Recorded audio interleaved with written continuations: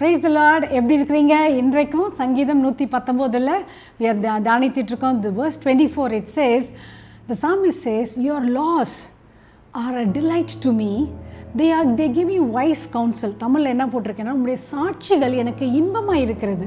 சாட்சிகள் என்ன, ஆக்சுவலி அவர் கற்பனைகளை சொல்லுகிறார், பிரமாணங்களை சொல்லுகிறார். அவைகள் எனக்கு ஆலோசனைக்காரராக இருக்கிறது. ஸோ யூஸ்வலி நம்மளுடைய வாழ்க்கையில் எங்கே பார்த்தாலும் ஒரு law, this is how you should do அப்படின்னு வீட்லேயோ சரி, காலேஜ் ஆர் ஈவன் கவர்மெண்ட் எல்லா இடத்துலையும் ஒரு லான்னு போட்டாக்கா அது பீப்புள் அதை ஃபாலோ பண்ணுறதுக்கு ஒரு ரெசிஸ்டன்ஸ் இருக்கும். பட் சங்கீதக்காரன் பார்த்தா அவர் என்ன சொல்கிறாருன்னா, உங்களுடைய லா, உங்கள் பிரமாணங்கள் தான் எனக்கு இன்பமாக இருக்கிறது. It's delight to me. அப்படி ஏனென்றால் they give you wise counsel. அவருடைய வாழ்க்கையில் அவர் பார்த்துருப்பார், எத்தனையோ கவுன்சிலர்ஸ் எனக்கு இருந்து என்னென்னவோ சொல்லியிருக்கலாம், which is good, God gives us counselors.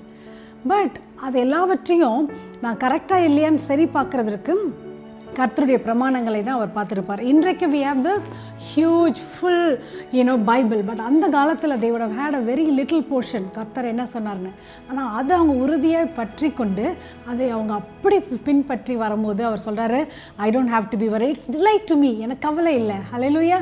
So இந்த நாளில் கூட who are our counselors? யார் நமக்கு ஆலோசனை கொடுக்குறாங்க? we need to have counselors. உலகத்தில் நல்ல அனுபவம் பெற்றவர்கள், கர்த்தரால் நடத்தப்படுகிறவர்கள், we need to have them as wise counselors. And we will also base their counsel with the word of God. எப்பவுமே word of Godோட நம்ம ஒப்பிட்டு பார்க்கணும்.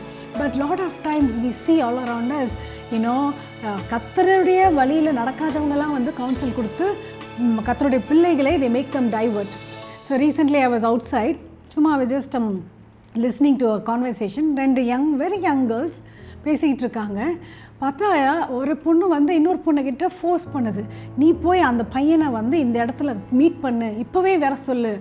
இந்த அதர் கேர்ள் குவைட்டாக லிசன் பண்ணிவிட்டு ஷி வாஸ் நாட் தட் இன்ட்ரெஸ்டட்னு சொல்லலை. ஏன்னா அது உடனே ஃபோனில் எடுத்து பண்ணல, அப்படியான்னு கேட்டிருக்கு. இந்த அதர் கேர்ள் அவளை ஃபோர்ஸ் பண்ணி, அவள் பண்ணாதனால சரி நீ பண்ண மாட்டியா, நானே ஃபோன் பண்ணி சொல்லிட்டேன்னு சொல்லிட்டு ஃபோன் பண்ணி அந்த ஏதோ ஒரு பையனை இந்த இடத்துக்கு வா அப்படின்னு சொல்லிட்டு வர வைக்கிறாங்க, உடனே கிளம்பி வான்னு.